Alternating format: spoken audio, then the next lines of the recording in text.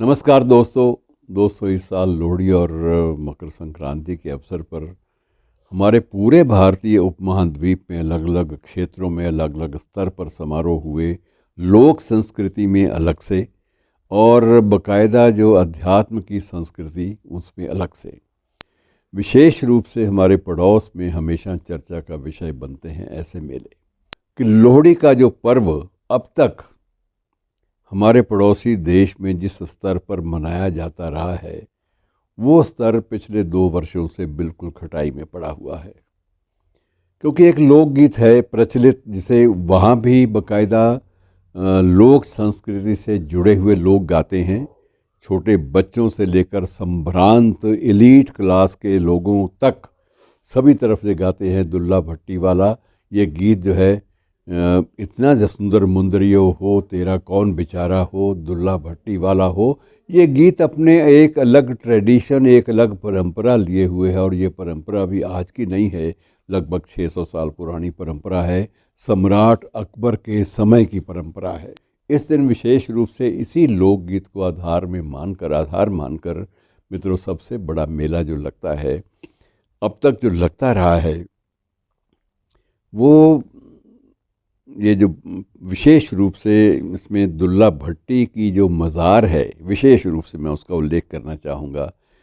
वो सबसे बड़ा मेला वहीं पर लगता रहा है हर साल 13 जनवरी को।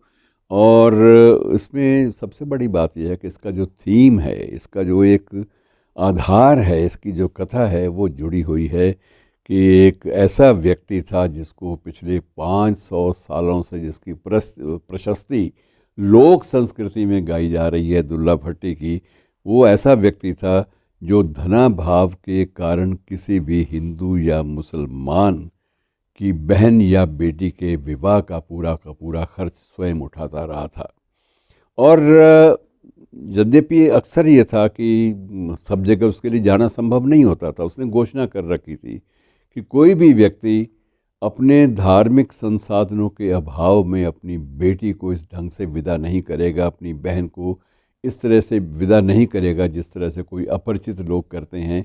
और इन सब का जो खर्च है, धना भाव का जो एक बहाना है, एक लकीर है, वो मैं तोड़ रहा हूँ और मैं स्वयं उस पर खर्च करूँगा। मैं हर जगह ना भी जा सकूँ तो वहाँ पर ये अवश्य मैं सुनिश्चित करूँगा कि वहाँ पूरा का पूरा कन्यादान भी मेरी तरफ से हो और पूरी की पूरी व्यवस्था जो है, रस्में सारी की सारी एक बाप के तौर पर मेरे द्वारा या मेरे कारिंदों के द्वारा निर्वाह उनका किया जाए। और मुग़लों ने अपने इतिहास में, अपने तत्कालीन इतिहास में सम्राट अकबर के समय से जो मुग़ल दरबारों में जो इतिहास लिखा जाता रहा उसमें इस व्यक्ति दुल्ला भट्टी को एक डाकू के रूप में उल्लेखित किया गया है। और उसे डाकू कहना एक्चुअली उसकी वीरता का अपमान करना है कि डाकू का उद्देश्य तो ये होता है कि दूसरों की संपत्ति को लूट कर अपनी निजी आवश्यकताओं को एकदम से फैला ले और अपनी महत्वाकांक्षाओं की पूर्ति के लिए लोगों का शोषण करे। लेकिन ये ऐसा था कि वह व्यक्ति यदि किसी भी आक्रांता पर या किसी भी शोषण करने वाले किसी बड़े ज़िम्मेदार के यहाँ को डाका भी डालता था तो वहाँ से जो कुछ मिलता था उसका पाई पाई का हिसाब वो सिर्फ निर्धन लोगों के परिवारों के बच्चों की शादी ब्याह और उनकी शिक्षा पर खर्च करता था। ये एक बहुत बड़ी बात थी। और बड़ी बात थी इसलिए लोगों के जनमानस में उसकी कथाएं जो है वो अंकित हो गईं। वर्तमान पाकिस्तान में भी और वर्तमान भारतीय पंजाब और उसके आसपास लगे हुए क्षेत्रों में भी सब जगह निरंतर हर बार 13 जनवरी को अनवरत रूप से सुंदर मुंदरियों का गीत जो है वो गाया जाता है। लेकिन मित्रों सबसे बड़ी इस बात को ठेस ये पहुंची कि 2 वर्ष पूर्व दुल्ला भट्टी की मज़ार जो है उसे तोड़ दिया गया। अब ये लोगों के लिए, आम आदमियों के लिए आघात था कि ये कैसे संभव हुआ, इन लोगों ने कैसे इतनी ज़्यादती कर दी। और इन लोगों को तो किसी ने दंडित भी नहीं किया, कोई इनके खिलाफ़ केस भी नहीं हुआ। और मित्रों ये जो मैं आपको बता दूं कि इसकी कब्र कहाँ थी, ये लाहौर के नज़दीक ही एक मियानी साहब है, कब्रगाह मियानी साहब। तो मियानी साहब कब्रगाह में दुल्ला भट्टी की कब्र थी और उस पर तोड़ फोड़ हुई। और उससे कुछ समय पहले वैसे ये जो प्रवृत्ति है तोड़ फोड़ की, ये मित्रों पड़ोसी देश में पता नहीं कैसे घर कर गई है। और उसका अभिशाप ही है कि वो देश आर्थिक रूप से आज भी किसी दुल्ला भट्टी का मोहताज है। और इसमें सबसे बड़ी बात यह है कि जो संकट है, ये माना जाता है, जो विश्लेषण करने वाले मुझे कहते हैं कि ये सारा सिर्फ पहचान का संकट है, कि उस बंदे की पहचान जो है वो ये बन गई कि वो हिंदुओं और मुसलमानों, जो साधनहीन परिवार हैं, साधनहीन हिंदुओं, साधनहीन मुसलमानों की बेटियों की शादी में अपना एक सुख महसूस करता था और सबके लिए वो बाप का फ़र्ज़ अदा करता था।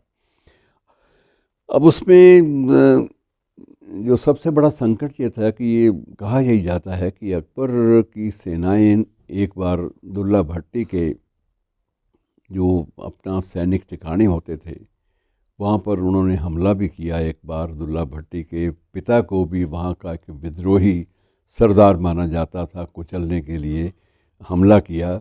और बाद में मित्रों वो वक्त भी आया जब उनकी सारी अकबरी जो सेनाएं थी वो भी पराजित हुई, इनकी बहादुरी के कारण, इन लोगों की बहादुरी के कारण।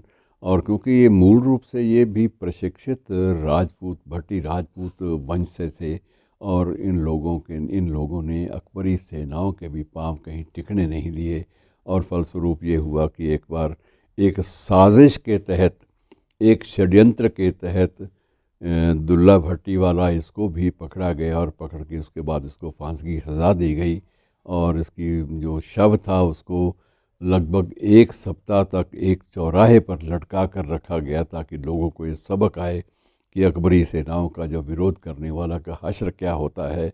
लेकिन मित्रों, इन सारी बातों के बावजूद लोकगीत नहीं मरे, लोक संस्कृति नहीं मरी, वो अब भी कायम है।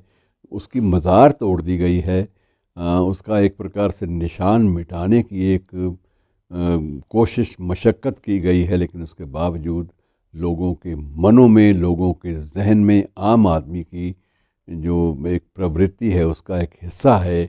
उसके लोकगीत, उसके प्रशस्ति गायन कि सुंदर मंदरियो हो तेरा कौन बेचारा हो, दुल्ला भट्टी वाला हो, अर्थात तुम्हारा कौन देखभाल करने वाला है, तुम्हारा साईं खसम कौन है तुम्हारा रक्षक।